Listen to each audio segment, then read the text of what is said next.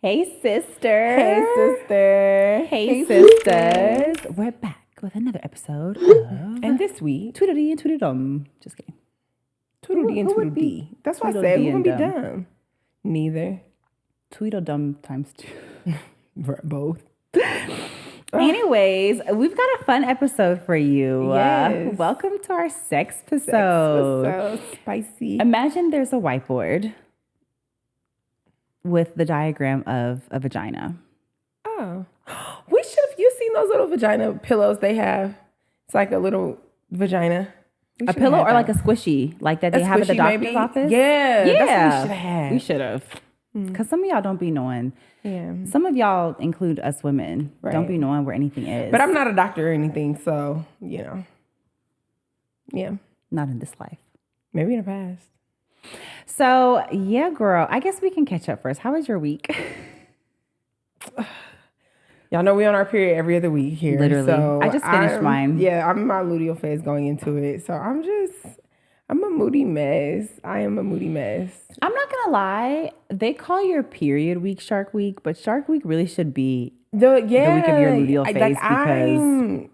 Whoo, honey. What was the emoji?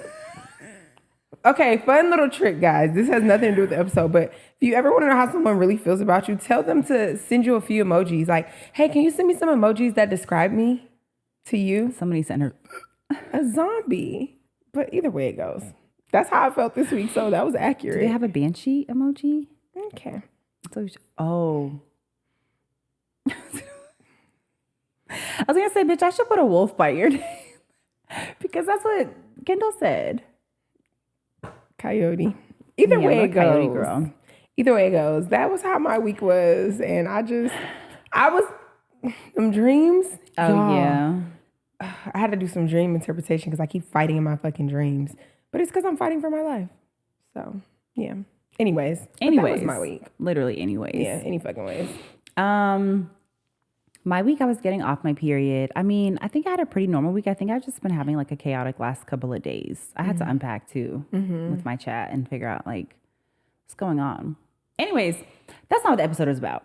The week is over. We're about to start a new week. And that's all that counts is looking forward because it's up from here, sister. Okay. Literally up from here. I think we're going to start with our whiteboard confessionals. We've been getting some feedback and you guys like the whiteboard confessionals. They're fun. Oh my gosh. I started listening to your friend's album, The Letter M. The new one? Yes. So cute. So cute so far. I think I'm like so the first 3 or 4 songs in. But like I was trying to think of like what songs I would pick to put on the show or whatever. I was like, so oh, cute. I like this. Really... He's like a mixture of like Tekka and you got to listen to it, babe. I was literally thinking, oh, you would like this. Like, yeah, it's real good. It's dang, real this is good. our second time talking about. Yes. So if y'all, you know, if y'all didn't go listen last week or whatever, 2 weeks ago, go listen to it. It's good. Really good. Really I'm gonna get through it when I go back to the gym or whatever. But yes, I think that we're gonna start off with our whiteboard confessionals. As we said, today's episode is gonna be about sex. That song is so like. Mama gonna go crazy when she find out that her baby. Like, what the fuck? Who cares? What would we be singing about? Girl. We don't be thinking about it. Before you let it. It's like, that song is a little like. And think before. It's about like young girls losing their virginities. And like. So let's scratch that part. Yeah, so I was like, maybe not that song. What's another? It's your birthday, so I know you want to cry. Yes. So today, child. You want the purple one? No, I want blue. Oh. Yeah, I'm going to switch it up. I'm going to switch it up a little bit. Okay. So let me take this off. I feel like this stuff is kind of in my face today. Right? Maybe. Can you still hear me, babe? Mm-hmm. Is it still good? Yeah, it's perfect. Okay. So we've got a list of questions. You know, we be having our questions, child. First question. Okay. What is something nobody taught you about sex? Stop cheating. Cause like, bitch, what you writing over there? Ready? Yeah. Set. What does yours say?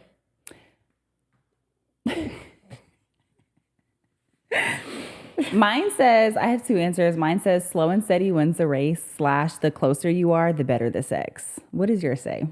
Sometimes it's goofy, which is true because I thought sex was going to be like porn. Like, yeah, baby, yeah, fuck. And, you know, sometimes you catch a cramp or something, bitch, or some shit be funny. Like, nigga, catch a cramp, that is funny. You be like, you okay? Like, you can't be like, yeah, it's okay, you got a cramp. It just is what it is. It be funny sometimes. But I feel like that shows connection. Yeah. Like being able to be goofy when you're fucking, like that shows true connection. And that goes into my fucking second point. The closer you are, the better. Yes. It takes time. Like sex is never a one size fits all. Mm-hmm. Like you got to get to know your partner, and the more your partner gets to know you, the better it's going to be. Like the more they can cater to you. Like stop trying to fuck on these people that don't know you. They don't know nothing about you. They don't know nothing about what you like. Like that is fun. And then like the comfort of like being able to have fun and be goofy and to like not and, like, be like perform like you're in a porn. Yes. And the first one was slow and steady wins the race. You said this in the last episode about how like porn makes you feel like that you gotta fuck like a jackhammer. Yeah. No. A lot of the times for women at least, because for the penis, that may feel good because it's like, it's not like there's one sensitive spot. Yeah. You know what I mean? Like in the vagina, I feel like there's only so many places that's actually going to feel good. It's more about precision. And if you're going super, super, super fast, you're not able to hit what you need to hit consistently. You may hit it 1 out of every fucking 100 pumps, but like, what's that going to do? And then the friction thing. It's like, you know, too much friction. It gets uncomfortable after a while. Now I feel like shit is ripping. Yeah. And I don't give a fuck how much lubrication is there. Sometimes you'd be like, okay, now. This is a lot. And they don't talk about that. Yeah. They don't talk about sex, period. Yeah. Not through that lens.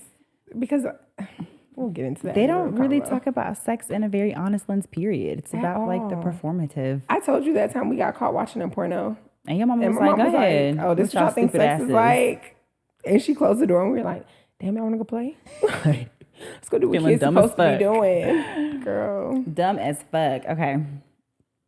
Next one. Yeah, I don't know. Something's weird. Okay, next question. What is your most unpopular sexual opinion? Unpopular.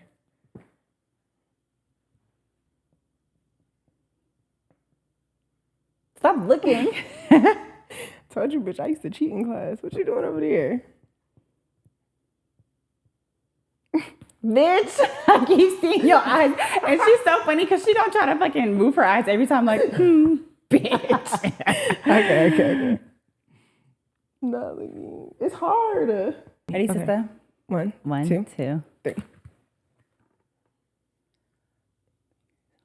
Bitch, why? At first I thought it said booger. What the fuck are we talking about here? What is yours say?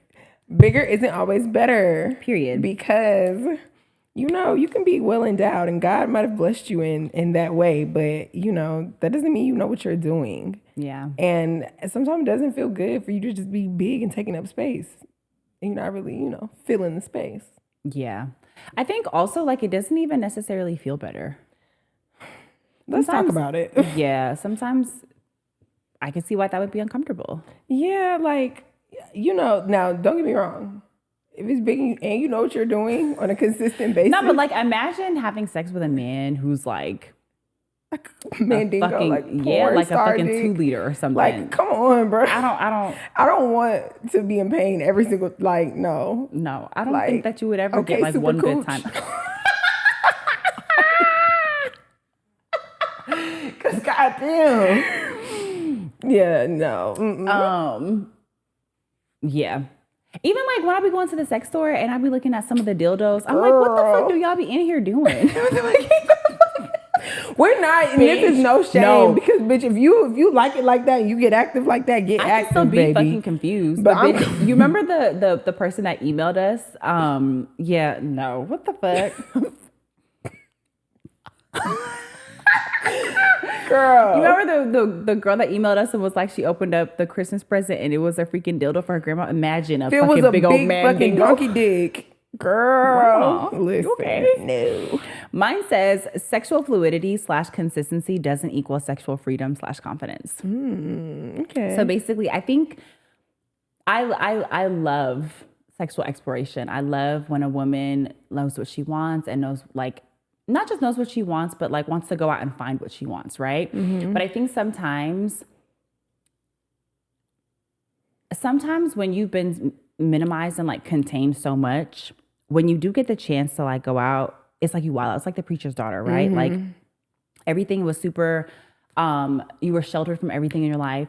So when you finally have access to life, it's like you go crazy. Yep. I feel like that, if you apply that to just like women's rights and women being allowed to enjoy sex and to explore sex, because women for so long were made to feel like, and still made to feel like, women are not supposed to be fucking, women are not supposed to like sex, women are not supposed to. I think it created this sort of like, what is it, like like a bottleneck to where now that there's so much freedom for women, we've sort of framed like sexual fluidity and promiscuity as like the only way liberation. To feel empowered. Yes, as liberation. And that doesn't necessarily, just because you're having sex with a lot of people, it doesn't mean that you actually truly feel empowered. Right. I do think that there are women who, in taking their power back during sex and like over men and stuff like that, that really does make them feel empowered and like having a say so, but that's not always the case. And I think it sometimes can misguide young girls into feeling like I have to be so sexually comfortable that I'm out here doing whatever because that's how I take my power back. And that's not always the case. Right. Like a lot of times that's not the case. I think the freedom comes from, one, truly knowing yourself, knowing what you like and being able to communicate that, being able to express that and being able to see like when somebody's not willing to like consider that, walking away and knowing that, okay, this is, I don't want a selfish lover. You know, and also being able to travel and like meet different types of people and see different, like not even necessarily just the sex, but like seeing how different cultures treat you or like whatever, like, you know, that type of exploration. But I don't think that it's always about the number, like having sex with more people equals you're more free or more confident in yourself or like, you know, feel more liberated. I don't think that always, I don't think they're mutually exclusive. Okay, that was a good one. Thanks, sister. You know, I'll be thinking or whatever. Yeah. They hate when we get online. We talk about some I think. Yeah, that's the problem. You bitches don't be thinking. Don't think. You mother effers. Y'all don't be thinking. Y'all be scared to fucking think. Not me, baby. I know my brain be sick of me. Like, girl, please. Girl, when I was talking to my chat, it was telling me like maybe no deep conversations today. And I was like, I can't. There were so many things I wanted to talk about that I didn't. So I'm like, okay, let me give my brain a rest.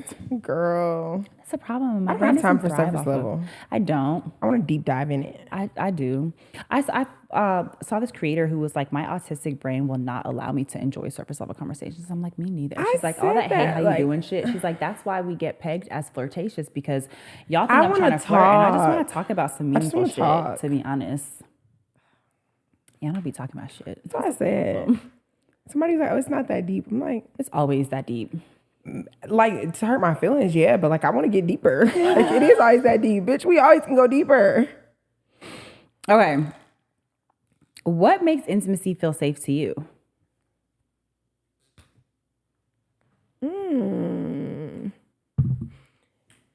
Intimacy from a sexual lens, correct?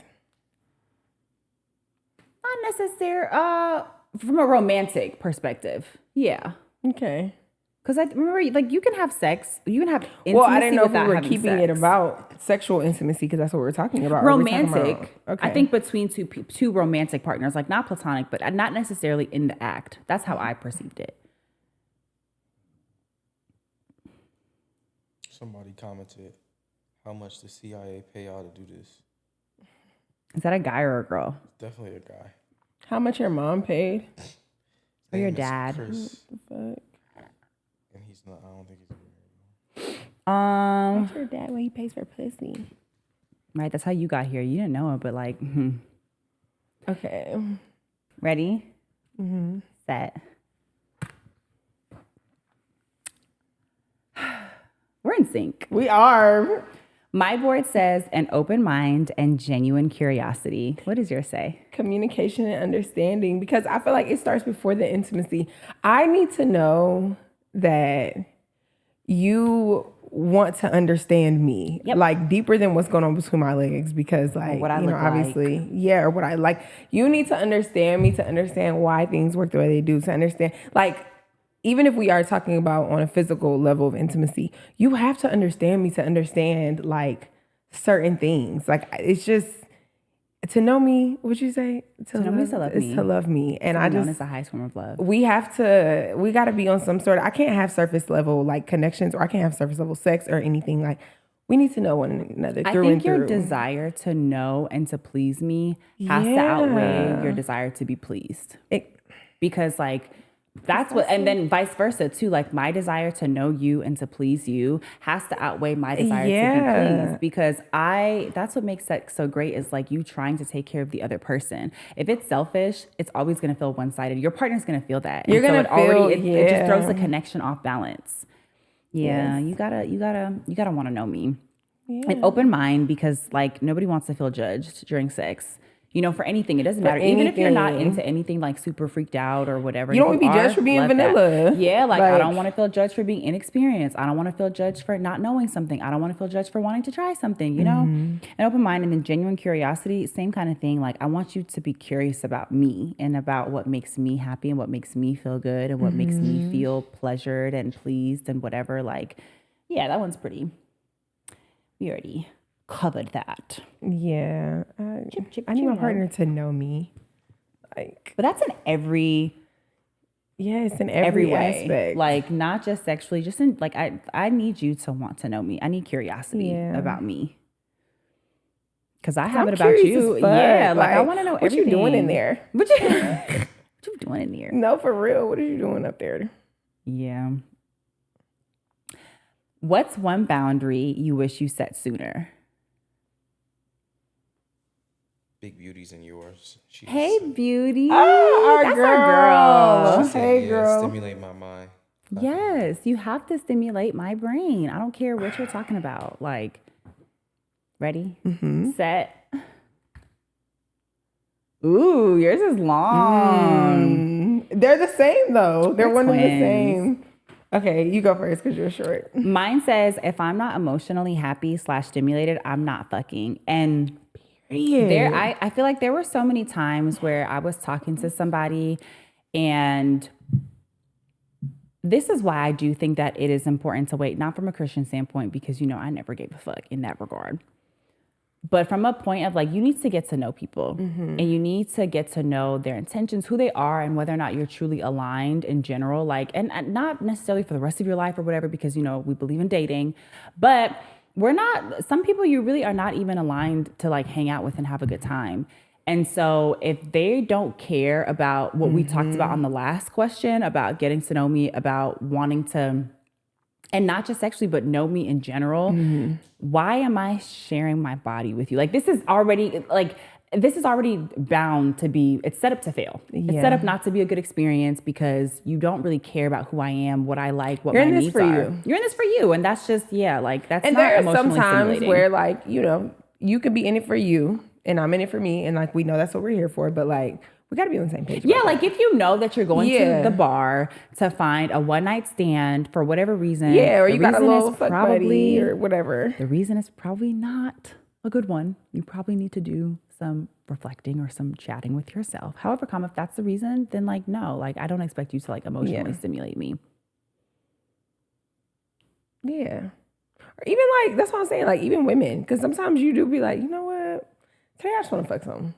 No, I know. Yeah, so I it's wasn't like, saying for men. Oh, I was saying if you're going to the bar to try to pick up a one night stand, you may be in a phase where you just want to experience life, like whatever. Yeah. But sometimes you think that you're going to the bar because you try to like, it's under the guise of like, I just want to have fun, but you're like sad. Yeah, sad girl. I think that's men or women. I think. And you think this is a distraction? What? Part of me believes that like hypersexual activity, aka like promiscuity, I feel like it's always kind of linked to like a deeper feeling and like a sense of searching for something other than that. And sometimes we make ourselves believe that, or we try to fill the void with sex. But I feel like if you're just fucking any and everything, I feel like that's always an indication of like, you've got something else that you're trying to like cover or mask, you know? Yeah. But yeah. Okay. I think that was it. You didn't even let me say mine. Oh shit! I'm so sorry. Don't let anyone make you feel like this. I would not have sex with her. Okay. Saying, I'm a great lay. You'd be missing out. I don't want to fuck you either. I'm trying to listen to my heart. Bitch. Now I'm not open like a flower. It says, saying I'm uncomfortable in the moment. Nothing to worry about, baby. I would never leave you for this girl. You're not paying attention to us. He's not. He's not. I actually am. Oh, you're watching us. Okay. Overly. Yeah, saying I'm uncomfortable in the moment and not... Janae, what the fuck did you write? We're so in sync. But basically, look. not saying that I'm uncomfortable. I mean, a boundary I wish I set sooner, right? Mm-hmm. Not saying that I'm uncomfortable in the moment and just being there so that you could finish. I would do that a lot. It'd be like, damn, I'm not enjoying this, but like whatever. At least one of us should be able to. I would be like, pity, like, I hate this nigga. Why do you think you would not say anything?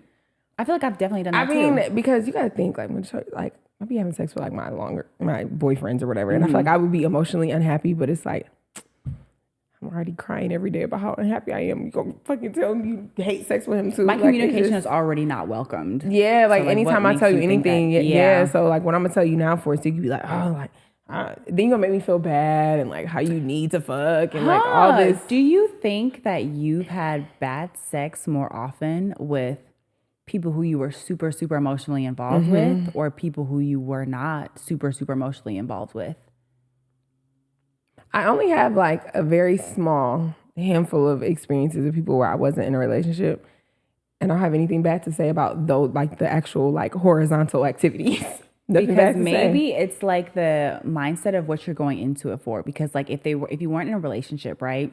Maybe you probably weren't expecting as much as you were expecting from like, because you probably weren't expecting much emotional connection there, right? Yeah. And so with the men that you were in a relationship with, you expect so much more like love and care and compassion, and you hate me, Jackrabbit.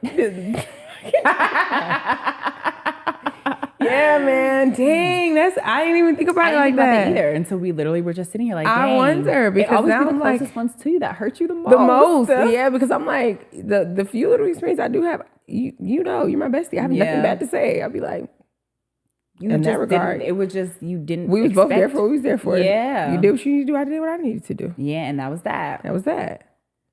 But I feel like in relationships, there's so much pressure to please your partner. And so it's like, I want to make sure that whatever. You're not trying to please me. You're not trying to fucking please me. You don't give a fuck about me. You don't give a fuck about me. Yeah. Damn. Like not like making me, but like pressuring me to knowing I don't want to have sex right now. Like, I don't want to have sex right now. Yeah. And you want to like, so now I'm like, fuck, come on. Let's just fucking do it. Let's fucking do it. Yeah. Yeah.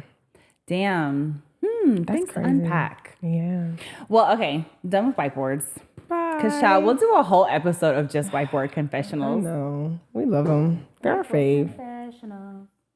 Oh, that was cute. Yeah, Today is the day we should have made a jingle because I've been on my jingle. Okay. Whiteboard confessionals. Oh, that's cute. I think that's cute. Whiteboard confessionals. I think that's so cute. We can work it out. We'll work out the details later. Fuck, I look so big on this pillow. You look great. You look itty bitty in that shirt. Like the shirt is swallowing you. It is.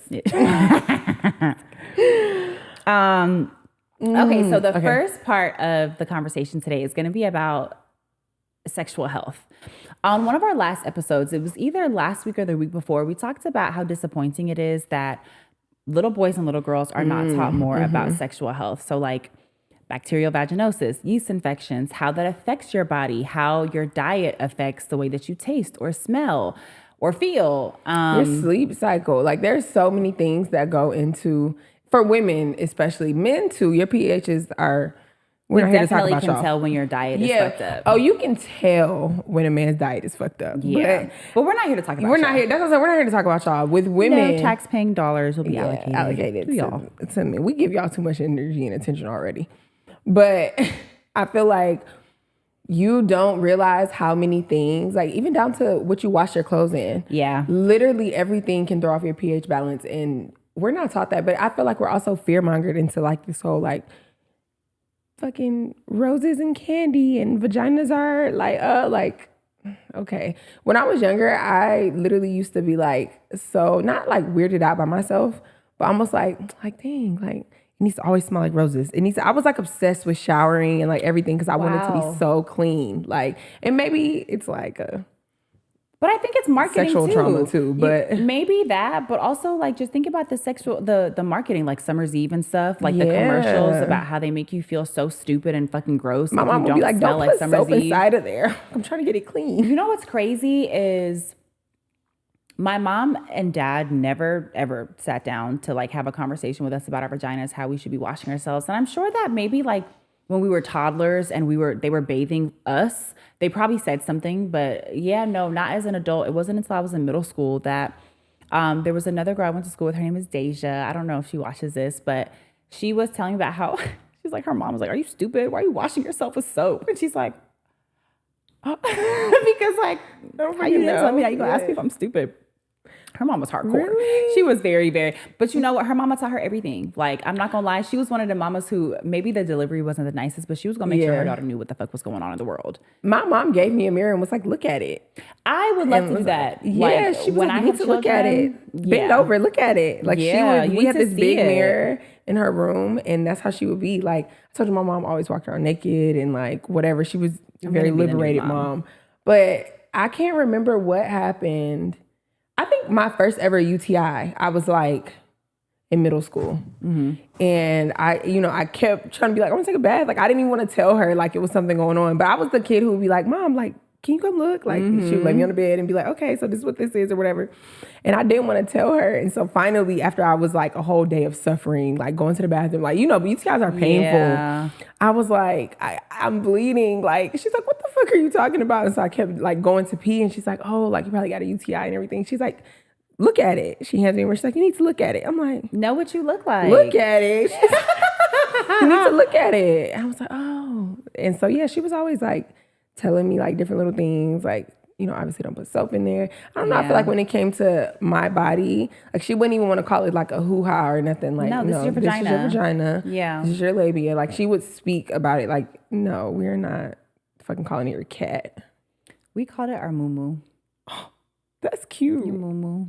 That's so cute. But do you feel like you were comfortable enough to like if she didn't teach you, but did you feel like you were comfortable to like go talk to her about it? I grew up, no. Like I wasn't, not that I wasn't comfortable. We just didn't have that relationship. My mom taught me how to put in a tampon and like, helped me and guided me do that. But like that just wasn't the type of relationship that we had. And I don't know why I'm so fucking open with my body. Yeah. Well, we grew up in a new family. So like my mom was always naked. My aunts were always naked. They were very much so the aunts that like when we'd be like, oh, I need privacy, be like, what the fuck do you have that I don't? Like, girl, shut up. So like being naked was always a thing for us. And like we were always super comfortable with that. But I don't know why I'm so comfortable with my body and whatever. Because no, we never had conversations about it. And that's so crazy because I feel like you were the first friend that I was able to talk to. Yeah, like I was always comfortable in the sense of like talking to my mom and stuff. My other friends, we didn't like talk about like I'm like, girl, hold on, can you look at this mole real fast? Girl, like you, I think, I'm trying to think. I don't think I had ever had, I never had BV up until we were friends. Yeah. Like I had never experienced, I had like a yeast infection and stuff before. I never had it. And I think you were like, yeah, girl, because when I get BV and you just knew all about it. And I'm like, wait, I never knew what a boric acid was before you. Girl, but you know what? The one friend that you just had a dream about recently, she was also very, very open, very, very free, and very, like we would talk about everything. She was someone that told me about boric acid. But I told you, I had a gynecologist, and it was so unfortunate because I had been searching for a black gyno for so long, a woman black gyno, and I had 3, and they were all so rude to me. They felt so judgmental. They made me feel like a number. They literally were like in and out, and I would be trying to ask questions, and it was like I was interrupting their day. Found me a white PA, And when I tell you, me and her were like this, we would talk about STDs. We would talk about vagina infection. She was the one that really opened my eyes to the fact that women's health is not studied, because we couldn't figure out what was going on with me internally. And she's like, there's just no research on it. And she would give me ideas and stuff that she would see in studies. But she was like, none of these studies have real money or dollars behind them because they don't care about us. They don't care about women's health. But yes, no, I think the first time I got BV, I think I was in middle school and I had BV and a yeast infection at the same time. And so that was the first time that I had learned about it. And yeah, I'm just a little fucking brainiac. I want to know. I have a deep yearning to know about myself, like, and my body and like my brain and every part of me. So yeah, girl, I remember at one point the medicine they were giving me, the Metrogel, whatever, wasn't working. And I did research and I was like, hey, can we try this? And they were like, yeah, we can. But it's like, why the fuck am I doing your job? why am I telling y'all what to prescribe me? Yeah. But yeah, no, I think that it needs to be normalized because these are our bodies. These are the things. And I feel like the only thing that I would ever hear growing up is don't wear tight pants because you're going to get a yeast infection. Or don't keep your bathing suit on. When it's wet. When like, it's don't wet, sit in little soggy stuff like clothes. that. Yeah. But no, people are not taught. Even, I think one thing that's so important that we don't fucking pay attention to enough is how much your partner affects your sexual health. And obviously we think about STDs and stuff, but a lot of the time when you're getting when you have chronic BV or chronic yeast infections or chronic UTIs or whatever, a lot of times your partner could be throwing your pH off. It doesn't always have to be that they're not hygienic. It could just be that their body chemistry does not align with yours. But also a lot of times they're not hygienic. They be fucking 30 girls every fucking week. That's gonna throw your pH off, like, or even the hands. Like, that's one thing well, I touch remember. Every fucking thing. I'm very like, go wash your hands before we have sex. Like, I don't give a fuck if I'm ruining the moment. I don't care if we hot and heavy into it. Wash them fucking hands because no, you're not about to be touching all over everything, fucking rolling weed up. No, and putting your fucking hands inside of me. No, bitch. Let me smoke your pussy. Bitch. Listen, I don't play. Go wash them fucking hands. Get up under them nails. Wash them good. Even ourselves, like, before you touch yourself, because I'm not gonna lie, I'm quick to, like, you know how men hold their balls to like as a comfort? Yeah. I'll sit with my hand in my undies too, like not doing anything sexual, but like literally just comfort and like, yeah, you gotta wash your hands. Look at my nails, bitch. But even before I masturbate, I wash my hands and scrub up under my nails. Like, the hands, it's a no thing for me. But I remember I was with somebody and they was like, you just be ruining it when you be I don't give a fuck. You know what's gonna ruin it? If you put my pants you know what's gonna ruin it? Like, that's what I'm saying. What's gonna ruin it is the fact that my pH is gonna be off tomorrow. Shut the fuck up and go wash your hands. I don't care. Yeah. Like, and even that, like, as a man, why is that a pushback? Why is that a pushback that I want you to be fucking hygienic before you touch me? Why are you trying to make me feel badly about being clean? The fuck is wrong with not you? allocating dollars to them. Yeah. But like, no. And so, yeah, I feel like all of these things, it's not taught, one, to us, but it's not taught to men either, because I feel like even sometimes, this is another reason why I prefer to like be with my person that I'm sleeping with, because I feel like I can be open like this and be like, hey baby, like, you know, I know you like that little lotion you be putting on. Don't put it on. Don't put it on your dick. Like, don't put anything on your penis. Yeah, don't do that. Don't use all that extra unless fucking fragrance soap and all that shit. Like, no, don't do that. And I feel like I can't tell somebody random, like, hey, could you be like, bitch, you number 32 out girl, of 55. Like, you think I give a fuck about what's going on down there? Once I'm in it and now I'm done. Like, literally. Yeah, so not thinking about it tomorrow or nothing. Don't call me about it, no nothing. Girl, I don't better call Tyrone. Better call somebody, call a doctor. Girl. So yeah, I feel like it needs to be normalized within our community, but also too, I think men could do their part to want to learn and to want to understand it. I think it starts with parenting. I think parents need to be teaching their sons and their daughters. Baby, do you feel like, because you have 2 sisters, you got 2 sisters. So do you think that having sisters, did you learn more than you think the average man did about a woman's body, or? No. I wonder though, because I'm not gonna lie, I feel like James learned. Okay, but also too. Okay, this is the thing though. You have to consider your parent. Like, you have very, very. And I have a medical mom. I feel like when you're the child of like a nurse, a doctor, or something, like somebody in the medical field, it is a little bit of a different upbringing when it comes to like your body and things like that. But also too, me and James are so like girls sit in the bathroom with each other, stuff like that. So yeah, I'm sure that probably makes a difference. A difference for sure. But yeah, I think little boys and little girls need to be taught about our bodies, period. You know, even like little boys, like not knowing how to wash themselves properly. Like y'all had to create a whole surgery. You had to fucking defile a fucking boy's body all because y'all don't know how to teach cleanliness to the point where boys were getting fucking infections and shit. So they have to cut the fucking foreskin of their penises off. Did you take sex ed? Yeah, but it didn't really teach When us you anything. think about what sex ed was and then all the STDs, things that's it. that go into sex, like as a whole and the education of it, I'm like, damn, y'all wasted a week of class for what? Because y'all wasn't teaching us shit at all. Like, this is what we should have been learning. Right. Like, precisely. But also the whole like parents wanting to push off education simply on the school systems. It's like both. Sex ed should have been, if we're going to have the fucking class, 100%. I think you need to learn more at home. But I'm just saying, if you're going to offer the class, might as well make it what we need to actually learn. But I mean, we're talking about the American school system here. How much of what we learned from McGraw-Hill you can't expect much. is actually what we need to know in real life. Yeah. That's neither here nor there. But I think about that often. Like, I remember... It's here and there. Yeah, well, honestly. I think about one sex ed class that I had, maybe like 6th grade. Middle school for sure for me. Yeah. And I remember like it was a whole thing. Like we went in assembly and like the girls and the boys had to separate. And we like took turns going to the library. Like the boys learned one thing and the girls. And I remember thinking like, we don't need to know about them too. And I remember the teacher just being like, oh, well, you know, it's not She like. said, oh, she's fast. That's probably what she was in her head. I was like, I don't know. I feel like we should both know about everything. Yeah. Anyways. Yeah. So yeah, child. I think that have these conversations. If your parents can have them with you, then have them with your girlfriends and have them with your nieces and your partner, because I think that also goes into why so many people are so uncomfortable during sex and how sex is not really. There was a question that was like, do we perform sex or do we experience sex?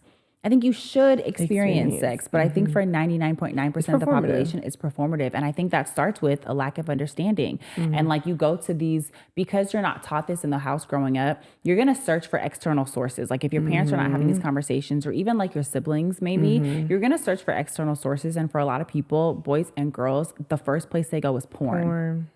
And it's so crazy because like... everybody watches porn. But sometimes, I'm not gonna lie, I don't watch it for like the enjoyment of the porn. Like, I would watch it to learn. Yeah, like when I was first watching it. But now sometimes I'll be watching it and I'm like, what are the comments saying? And because I'm a comment ass bitch, I love the comments on any social media, porn sites included. What are the comments saying? Because I'll see something or like be thinking like, oh, bitch, you can't be enjoying this. And then I'll go to the comments and it'll be like, she's not enjoying this. If you see, like this one girl wrote a whole dissertation up under this thing. And it was like, you know, because all the other comments was like, she's dry. And they were like, if you knew anything about the way the vagina works, he's not doing his job. Like, girl, it was like a whole she's paragraph. Dry and I was like, feel good. You know, this is the comment section. I can't. Fuck the act. I came for the comments. Right. Girl. But no, seriously. I think the porn industry is literally ruining intimacy. It's ruining experiences because that's not what sex is like. And I understand like the whole fantasy and like being able to see fantasies recreated. But I do think that why we can't make the sex look how the sex actually looks? Like, why does it have to be so fucking over the top? Why can't it look enjoyable? Girl, it just sets a completely unrealistic expectation on both ends. Like, you go into it as a woman and you think this is what's supposed to feel good to you. So you become performative. Yes. And so you say certain things, you take certain things, you sit through certain things that don't feel good. And like you said, you asked the man to wash his hands and he told you that you were ruining the experience. Can you imagine if you were in the middle of sex, right? And you were telling a man like, oh, this doesn't feel good, or this hurts me, or this is like, can you do like this? And they were like, and this thing was like, you're ruining the experience. Like, you're ruining the experience. Shut up. Somebody commented it was like women force performance because of patriarchy. Literally. Precisely. But if you look at like when the porn industry started, it was like after World War II, right? Mm-hmm. Like, what's his name? Playboy, Hugh Hef. That era, the 50s. Yes, all of 50s, that. 60s, like that was when 70s, even when women started dressing differently. They're just not visual. Like there was always, you know, like somewhere for a porn-esque type of thing, but not available in the sense of, you got to think media. VHS. Yeah, media. Yeah. Porn. It was publicized. Yes. Like you had fucking back rooms and you had fucking... but you didn't have like and plays, print magazine. Theater. Yeah. That's what I'm saying. Performances. But it wasn't as explicit and as accessible as a fucking video on television or DVD or fucking whatever the fuck was out at that time. But yes, absolutely. I think that definitely stems from the system. It's another one of those systematic things. It's going to take a long time. I don't know if we'll ever. And it goes deeper than that because we don't have to touch on this, but like the porn industry is like a gateway to so many other things like sex trafficking and all this stuff. Like you're able to get away with a lot of you're able to get away with a lot of stuff under the guise of entertainment. So yes, what the fuck ever. We don't have to go on that. But also, the whole idea of women are literally only good for fucking and breeding. And so a lot of the times when a woman can't find any other job, she can find that. And so then you make it, it's okay because she signed up for this. It's consensual. And then you treat them like fucking dogs in a cage. Yeah. Anyways. That was a little bit deeper. Yeah, sorry guys. We didn't even take it there. A little bit darker. What were we even? I don't know because now my brain is stuck on that. Once you go black, you can't go back. Literally, like. But okay, comfort in general, being with the person because, right? That's where we were going. Yeah, that's our next segue. Being comfortable. Yes. So just expectations and like how that sets the tone for unrealistic situations and circumstances. And I think, like I said, that's the reason why a lot of women don't speak up because it's like, I think another thing is in conjunction with our comment that said that it's due to the patriarchy, women are taught to please. Okay, we're taught to literally you take care of your husband's needs or else your husband is going to go look elsewhere and you don't want that. And what you won't do, another woman will. Yeah. And it's amazing how many women actually believe that. Like they'll preach it too. I'm like, what nigga done told you that? But it's like, oh no, you believe this. Like, if I don't want to do this, then someone else will suck his dick. Send him. Send that him nigga off. in. Like, because if that's all it takes. Yeah. But also too, I think, and this may not be on topic, but like, y'all don't have no fucking discipline. So then there's that. Like, you have a world of men teaching other men and teaching other women that you are supposed to, like, you got two brains, right? And it's just so hard for you not to follow this second brain. Teach discipline. Which is why, we were talking about it today about how there's dress code and how it affects women so much harsher than it does little boys. Like we can't be showing our shoulders or underneath our knees instead of teaching people to look at people as people and not to sexualize them. Sexual objects or like, oh, well, you dress promiscuous, so you must want people to look at you. For it. Like excusing fucking these terrible, terrible actions of men, these violent, psychotic actions of men, all because of what she was wearing. I don't give a fuck if I go outside in a fucking spaghetti thong. In a piece of string. Yeah, like what gives you the right? And if I tell you I don't want you touching me, I don't want you touching me, I don't give a fuck what I have on. Are you? That's what I'm saying. We're getting deep. Like, let's fucking piss me off. Bring it back up, because. Okay, well, I guess in the same kind of, on the same lines of your comfort levels that you have with your partners, there was a statement on here that says how anxiety affects arousal. Is that where you thought I was going? No. Where did you think I was going? If you can't communicate. Oh, we can go there too. Yeah, like if you can't communicate in bed.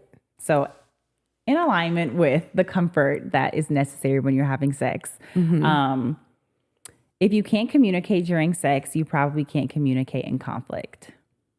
Go ahead, sister. How are you going to bring it up and tell me to go? Because you were excited about it. Because you were so excited about it when we stopped brainstorming. I was like, oh, that's where she's about to go next. But I have to agree, low key. Like, and maybe not in all ways, but I do think that I agree. I think they align in the sense of being uncomfortable enough to want to communicate during a conflict is vulnerable. You know what I'm saying? And for sure. In sex, that's the shit that to me, that's one of the most vulnerable I can get. I'm letting you have access to my body. You got it all at that point. And so both of them show a layer of like, I feel like vulnerability. And so like, if you can't do one, I don't think the issue is like, oh, I'm uncomfortable right here. Or I'm when it, the uncomfort is deeper. You know what I'm saying? Yeah. You're, and maybe for different people it's different things, but like at the root of it is that vulnerability and being able to be like, being able to speak up through the discomfort, you know? Yeah. I also think another root of that could be like the whole concept of you not being able to speak up for yourself in general, regardless of what the topic is or the scenario is. Like, you just don't speak up for yourself in general. And I think it's a very avoidant thing. I think if you're comfortable approaching conflict and speaking up for yourself in a moment of conflict, then you would be comfortable speaking up for yourself. And sometimes then you would be comfortable speaking up for yourself in sexual situations as well. Sometimes I also think it's about growth. Sometimes I think that you have to go through experiences in which, unfortunately, you did feel silenced or you did feel like you could not, in order to realize how that didn't make you feel good and how that also didn't produce the result that you were looking for, to then be able to look back and say, oh, that didn't feel good. So moving forward, I'm going to make sure that I do speak up for myself. Because I'm not going to lie, like you said, you didn't start having, I don't know if you said this on camera, but you had said that you don't feel like you started to have good sex until like 26. Yeah, I feel like, and this is not everyone's experience, it's just my experience, but I feel like you don't know yourself. I didn't know myself enough. And the thing is, that's why I said for different people, it's different things, because I think me choosing not to speak up for whatever reason, it was rooted deeper than just being like, oh, I don't want to tell him like I'm unhappy or whatever. Like, I wasn't happy with myself either. Like, there were multiple things I wasn't happy with. You know what I'm saying? I wasn't happy with how sex felt to me, and not just with one person, but like with everybody I was with. I didn't have a good relationship with sex. I feel like up until that point, because I don't think I knew myself. And I think that like all of my sexual traumas, you know, as a child and things like that, they were showing up in ways that I didn't realize. And so it's like, I think to me, it was like, well, you know, you already have this whole thing in your brain about it. Like, maybe it's a you thing. Like, maybe other people don't experience it like this. So the girl, just shut the fuck up. And this is what it's supposed to be. Yeah, I think that's just lack of communication about about if we were taught, boys and girls, from a very small age, like initially when we're having the sex talks with whoever we're having it with, if we were taught that you're supposed to experience this is not something, now it's like you teach boys like, oh yeah, you need to fuck as many girls as you want because you have urges, and like, you know, when you are later in life, then you're going to settle down and whatnot. And then we teach little girls like, you're just supposed to please your man. It doesn't matter what the fuck is going on. You're supposed to please him. But we don't teach that like this is supposed to be an experience, and it's supposed to be something that's very fulfilling, not just physically, but like emotionally for you. And also we don't teach that sexual attraction or desire does not equate to value, you know? So I feel like I didn't know what to expect either. And I didn't even really stop to question what was supposed to be feeling good or what the experience was supposed to be until, like later in my 20s. I think I was just out here doing shit. And like, when you like somebody and when you're dating and when you're together, this is what you do. And like, I don't have any like memorable experiences. I'm not gonna lie. Like, before memorable 26. in a sense of memorable in the sense of like I remember doing it, because like, but I don't have any where I was like, like soul. I don't think and it's not even that I had never experienced an orgasm or nothing. Like, I had, but it was just like, you know. Okay, we did that. Yeah, we did that, and it felt good. What's on the rest of the agenda for today? Yeah, like you do the things and feel good, and you know, it was good, but it wasn't like, oh but no, sex, like this sex can literally transcend you. Yeah, like and, this is like an outer body experience. I feel like he was fucking my heart. Bitch.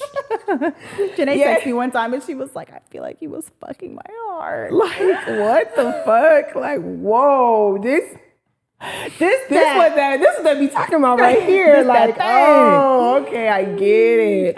Yeah, because I feel like even before, I told you, I feel like for a bit, I'm like, dang, my sex drive is broken. Like, I thought something, I was like, something is wrong with me. I'm broken. Like, but I don't think. But tie that back to how anxiety affects your libido. Exactly. That's what I was about to say. Like, bitch, I was so about whatever else that was going on in that relationship. And not even just then. Like, even before, I felt like I would just be like, y'all be so sexed up. And I'm not sexed up like that. Like, I don't care that much. Like, whatever. Like, whatever. And like, now that I'm more, bitch, I'll call Kelsey like, bitch, you fuck them. Like, it's, so I feel like, you know, you have to know yourself. But you're in such a better place. Yeah. I feel like I have a better relationship with it. Like, you have a better relationship with sex, but you're also, I think that you're not going through the same problems and heartaches that you were going through a couple years ago. And that's, I think we forget all the time, women's sex drive is attached to their emotional being. And I understand that men may not be like that. You're going to have to tap into that if you want to keep your woman happy, because we are attached to our sexual desire, and our sex drive is definitely connected to our emotional state. And if we're not emotionally stimulated or happy or feel okay, it's not going to be on our minds. And it has nothing to do with anything other than how we are feeling inside. Like, I don't know how else to fucking explain it. That's the only way to explain it. Like, you can try to mansplain it or make it deeper or whatever, but that's genuinely what it is, because it's like, and it's not a you thing. Majority of the time, it's not like how she said, it's the way that I'm feeling about whatever is going on. Unless you are emotionally making me feel Unless you're emotionally fucking causing me turmoil. Yeah. But there are times where I am not like, I love you, but like, this ain't about you right now. Like, I'm fucking dying on the inside. Like, I don't want nothing inside of me. It's already a lot going on inside of here. You don't need to come answer me with your fucking energy. Leave me the fuck alone. Yeah. But I think too, that's also because we do know how emotionally heavy the act of sex is, and like sometimes I can't. Like sometimes I can't give that right now because I'm so fucking buried in depression and anxiety and fucking everything else. Like, look at life around me. Does life look good right now? Right. Yeah. But I think that's why, and maybe not for everybody, but I think when your woman is happy and she's telling you, ask the men who they have wives that are living their version of a soft life and they're happy, and I bet they don't have no problem getting fucked. I bet they're gladly getting fucked. I bet the wives are begging them to fuck. I can almost guarantee it. 99.9, and don't quote me, but bitch, quote that. I'm telling you, they're probably happy as fuck. When you're happy with someone, there's nothing in you that doesn't want to make them happy too. Like, right. You know, like that's what I want to please. That's what I want to do for you, because I feel like you're taking such good care of my heart and me in general, that like, what can I do to you? Like, help me help you, like, baby. Yes. And I don't think that's not taught. We're not taught that, because we're only taught, again, we need to please. It's not about like, oh, you take care, you water your flower. I'm a delicate flower. I'm a delicate flower. You gotta water me. Take care of me. Treat me good, and I'm gonna treat you better. Way better. Okay. Yeah. That's the pro tip right there. Literally. Do you think that what were you about to say? I don't know, because it's like I know what's on there, but like, what's on there? There's so many things on here, so you just never. It's like Russian roulette. Do you think that you could have? Do you think great sex with a partner can fix like a bad relationship? No. I think great sex with a partner will be great sex with a partner. Because I think that the act of sex is so many things, but like essentially it's fun. You know, like if you're having fun and you want to be there with that person, it's fun. And so, no, I think that like, that's not going to undo the problems that we have when we're not laying horizontally. Like, we're still going to have problems. I think it can assist. I think it can help possibly bridge the gap in intimacy, or maybe like through communication. Because I think sometimes, I'm not going to lie, some of my best conversations be like after sex. Like, let's talk. I got you all vulnerable. Now they open right now. They're open. Down there, let's talk. Like, you real vulnerable. So I feel like it can help assist. But like, hell no, it's not going to replace what's going on outside of us having sex. I think you're right, but I think it's like sounds better than what it is, because how many times have we heard like a homegirl say like, a nigga ain't shit, but he got some good dick. Ain't coming and like, like they'll sit in situations because the sexual chemistry is so great, knowing that like they're being treated like dog shit. Yeah, and I think like it is easier said than done. I think it clouds your judgment. It clouds your judgment for sure, because then it's like you excuse certain things. But I think sometimes you'll confuse the chemistry with like, okay, value, right? Like, oh, well, this is so, and not even like, oh, the sex is so good. The intimacy that might come from you and that person, like, this makes me feel so good. It's an ego stroke sometimes. This makes me feel good, but also I wonder if it's like a little bit of confusion of like, this is what love feels like. I think if that's your wound, if that's your wound, I could see how that could be a thing. But like, if you don't confuse sex with love, then I don't think that would be a thing for you. You don't think that's a thing that's common amongst young women, I feeling think like because a man is so like lusty for you that he loves you.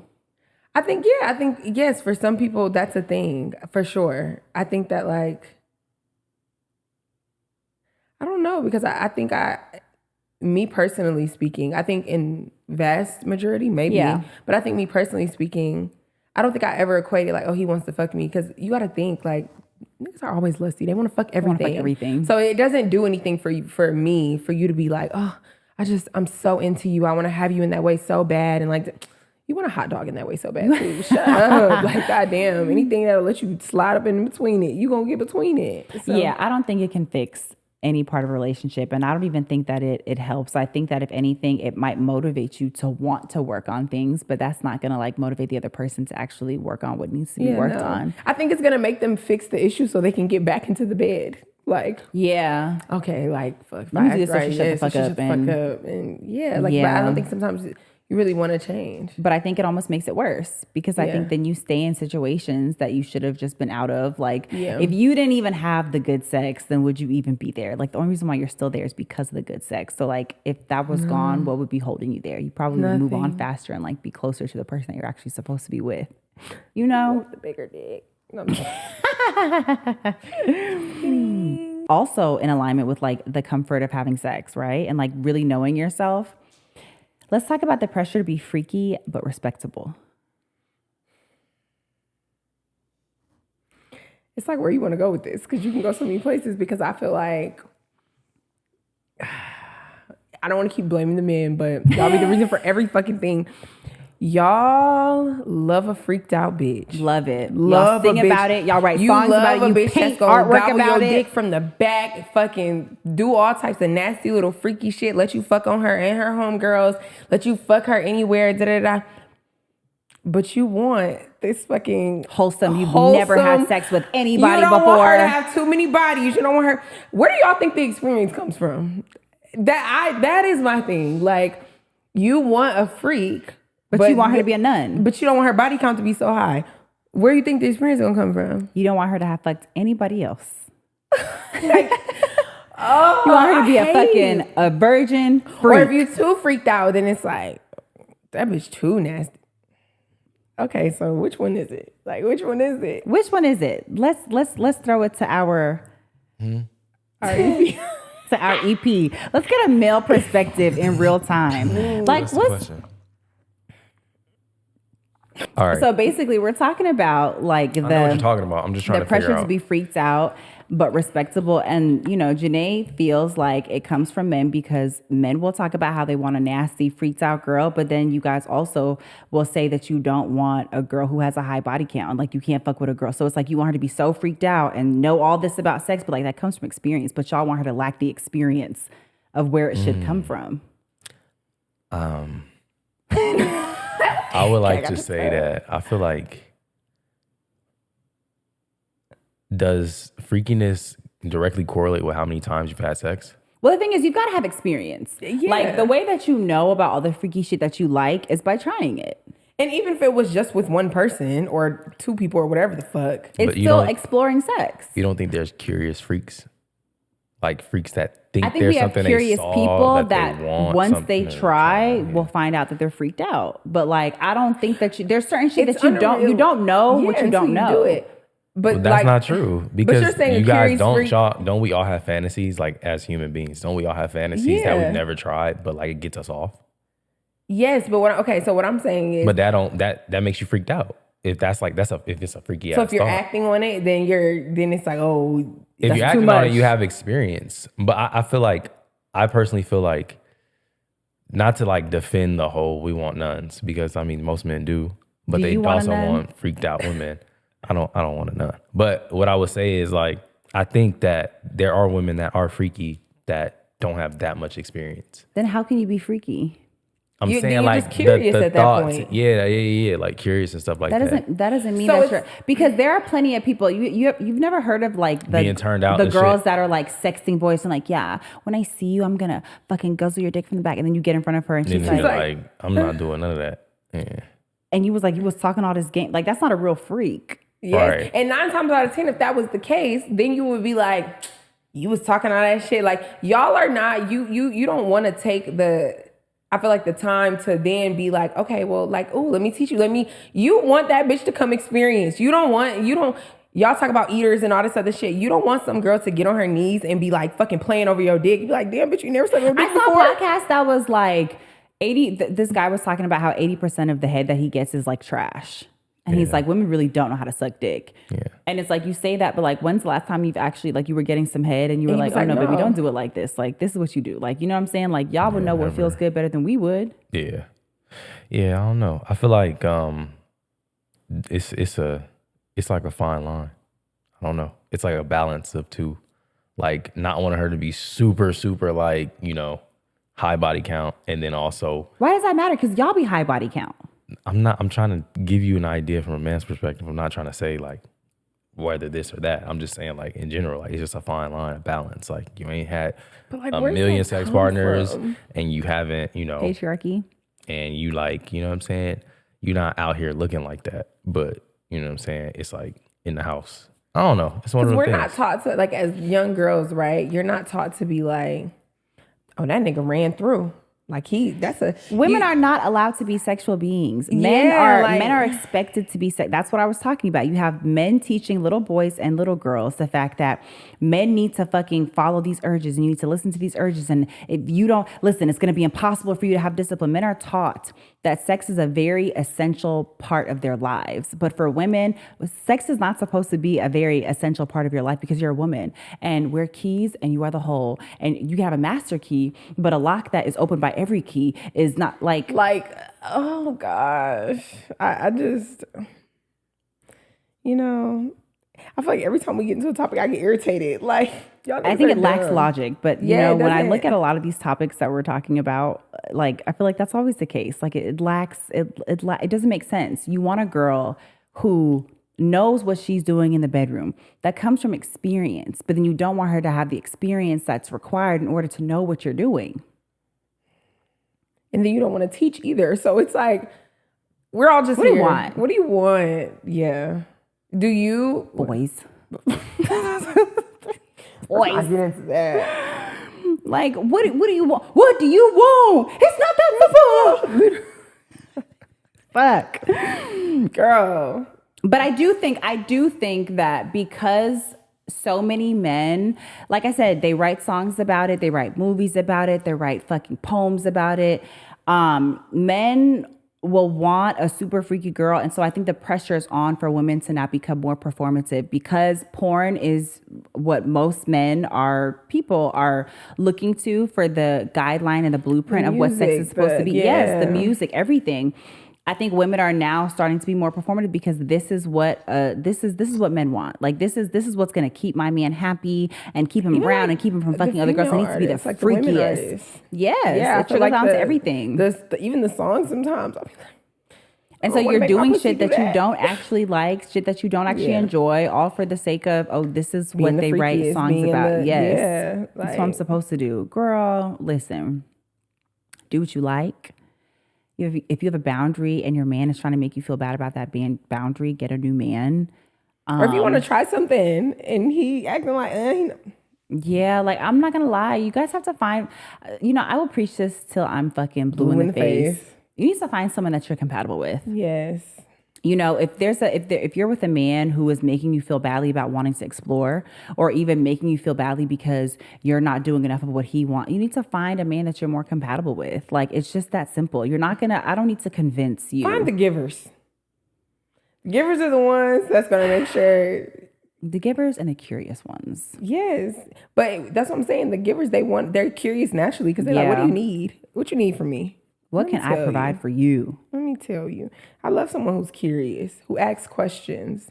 That's part of the aftercare. Let's talk about it. If we're going to be doing this regularly, we need to make sure we're on the same page. Let's talk about it. What's the aftercare? Like emotional or like, I told you, I'm a chit chatter. So I want to be like, okay, so. Tell me the first moment you knew you liked me. No, not even. I want to talk about the moment. Like, okay, so what'd you like? What felt good? What felt good? Yeah. Like, you like to be like this? Or you like, I don't like. There's a few things I don't like. Like, I don't like nobody who quiet in the bed. Because, like, what are you doing? Like, are you not enjoying this? Like, This is awkward. I hate a log. Yeah, like, fuck. Like, who's doing the fucking here? Like, for real. I hate a log. Get your ass up. But I feel like... Bitch, I was finna say... Like, all these things like, no. Just laughing because you called it a log, bitch. No. Called them a log. LOL. But no, that's how I feel. Like, one, that's another I want to chit chat about it too. I want to know, like, did you like when I did this? Did you like when my son was doing this? Like, do you like it better when I'm this way or this way? Because I'm gonna tell you, I'm not gonna lie. Like, I'm gonna be like, I was gonna say I like efficiency. So like we need to cut to what the good part. We need to cut to the part that actually makes sense. And let's keep doing the good part. Yeah, like, because I feel like the first few times this is not uncomfortable for me. I mean, this is not comfortable for me. Yeah, I feel like the first few times, and this is always you're always learning your partner, right? But like the first 5 to 10 sessions, we need to be figuring it out. We need to be figuring out what feels good, what doesn't, because I feel like we should be doing a whole lot to figure out what we like, because it's not a one size fits all. So yeah, like we need to be. I think the conversation after too, because sometimes you're gonna have your quickie moments where like you gotta get in and out. This is what's gonna get it done. Like you be down there doing a lot. You don't need to do all that sometimes. Sometimes I need you to just get it done. This is what's gonna get it done. Like, yeah. So I think that's part of the aftercare is having those conversations and really understanding, like how we said earlier, having that genuine curiosity, and wanting to understand your partner. Like, okay, what did you like? What did you like? Okay, so I saw you seem to really like what's tea? But also to the emotional part of it. Yes, I want to talk about our feelings, but like let's talk about what we just I want to look into your eyes. Yeah. So yes, part of the aftercare is definitely talking about it and like, rating the experience. And I think like what we gonna do next time? I be wondering that. Okay, so next time this like let's do this. Yeah, like I don't know. That's my favorite part about sex, the yapping, talking about it. Like obviously I love the act of it, but I'm like, because the next time I feel like every time we do it, it's just gonna get better. I'm so surprised you don't like smutty books. I do. You don't ever be talking about them. I don't know the last time I read a smutty book. But like I don't like fucking fantasy smuts, like getting fucked by gnomes and shit. Like I don't know. Like I don't want to hear about no different worlds, no none of that. I'm like, yeah, I was at work, very Zane. Yeah, like yes, I want to hear some that type of smutty. Like this big dick that is nigga. Something. You the one at the fucking sex stores buying up all the fucking Mandingo fucking dildos, bitch. They'll be like, they're my type of sex stories, little spicy ones, but yeah. Little spice. Yeah. I think the other part of aftercare that's important is like get up and go take a shower. Get up and go pee. Get up and go pee. Yeah, I pee every single time. When I don't, if I like doze off or something, bitch, I be hopping up and go pee. Like, bitch, if I don't gotta pee, I'll sit on that toilet like, Yeah, go pee. Wash your hands. Washing your sheets too. Yeah, you don't want to be rolling around in fucking 3-month-old fucking cum stains. Yes. Your teeth, your oral hygiene, that is big too. Like, don't be eat good. Eat good, clean food because that's gonna affect you. Listen, it doesn't just affect the smell and taste, but like how moist you are too. Yes, I was gonna say like how the moisture. I can tell when certain things that I eat or certain things that I do or certain practices. Like, bitch, I could tell the difference all the time in my body. Yeah, every time. I'm in the shower. Taste it. Taste test. If you're not that comfortable with yourself, I hope you get there one day. You should be. Every time in the shower, you got to do a little taste test to see if something off. Like, because that'll tell you before, like it gets even from day further, to day, or you'll know where you are in your cycle. Like everything, like when you bleeding, don't do a taste test unless you into that vampire shit. But no taste test. But yeah, as a man, I feel like you can tell when a man has a good diet. You can tell when we can tell. Y'all think we can't tell? The same way that y'all can tell. Be drinking lean and smoking backwoods all day. It's a difference. Of all things that you could have said in somebody's diet, bitch. You're a hood booker. Lean backwoods, bitch. We can tell when you full of fucking codeine.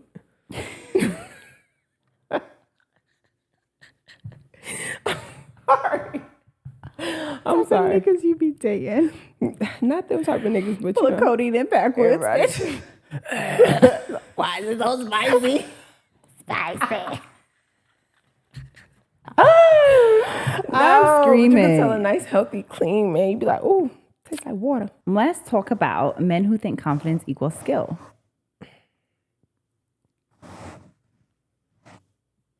I think the cockier you are, the worse of a partner. Yes. You probably are. Because it's like an ego thing for you. Yeah. I don't think you care to be in the moment and to make sure it's good for the both of you and to make sure everyone's having a good time. It makes you feel good. Yeah. That, like, ugh. And I feel like some of it sometimes is like a conquering thing. Yeah. Like oh yeah, I got her. Like big dick. Yeah, look at little body. Yeah, like what the fuck are you doing? So I think that a lot of time men who are overinflated sense of confidence, they're probably not that great in bed because I always think about that, like artists that sing about it all the time. I'm like, you probably suck. I always think that you probably really fucking suck. Yeah. It's probably the worst experience that a lot of women have ever had. Literally, ever. So yeah, I think, you have this aura about you, but then you get there and it's like, that was uneventful. Oh my gosh. This is a good one too. And then I think we can wrap up honestly because I don't think we got shit else to tell you. I think we've sexed out for today. Have you ever ghosted somebody after bad sex? No, I've never had like a one night stand or nothing. Or like anybody who I've ever had sex with has been like your person or like a partner. We're or like having sex. Yeah. No, I wish though. Even some of people like I probably should. Why'd I let you come back? Fuck. Why'd I keep doing this? Why did I keep doing this? To please. We aim to please. Yeah. You got anything that we should add to the convo before we wrap it on up? Like it was voted the best time to have sex is like, it was like a study done, and the study showed that most people have sex in the evening from 9 p.m. to 11 p.m. Like that is like the popular time for a lot of people around the world. But the way the man's body is made in the morning. Like every man, like number one, when you are like coming down later in the day, your testosterone level drops and like everything drops. And when that drops, your libido drops, like everything, like you're not even your most active when it's time to perform. You know what I'm saying? So in the morning, they say like, most men wake up with an erection and their testosterone is higher and like libido is higher. So it's like, you would think that would be like the best time. But yeah. I guess I feel like most men don't understand why, like, the woman can't understand, like, yo, like, this fucking morning wood shit is nothing to play with. Like, it's really, like, it's the dominant force. It's like, I don't know. It's like, well, you go smell the coffee.